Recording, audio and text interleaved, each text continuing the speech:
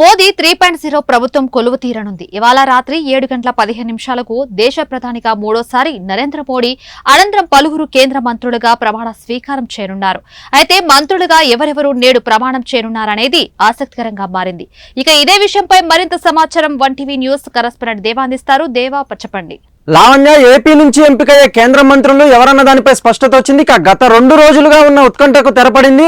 మోడీతో పాటు పలువురు మంత్రులు ప్రమాణ స్వీకారం చేసే అవకాశం ఉన్నట్లు తెలుస్తుంది. ఈ నేపథ్యంలో కేంద్ర మంత్రులుగా ప్రమాణ స్వీకారం చేసే వారికి ఢిల్లీ నుంచి కూడా ఫోన్ కాల్స్ వెళ్ళినట్లు సమాచారం. ఈ జాబితాలో టీడీపీ ఎంపీ రామ్మోహన్ నాయుడు, పెమ్మసాని చంద్రశేఖర్లు ఉన్నారు.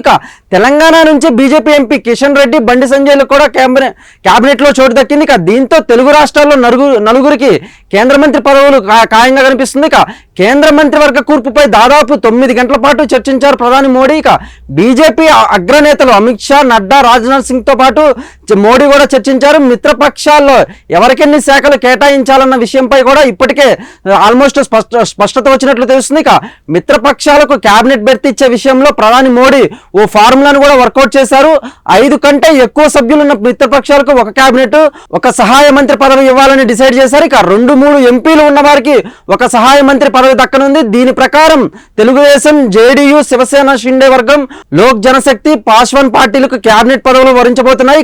అలాగే మిత్రపక్షాల్లో భాగస్వామ్యమైన కుమారస్వామి, ప్రతాప్ జాదవ్ కు కూడా ఫోన్ కాల్స్ వెళ్ళాయి.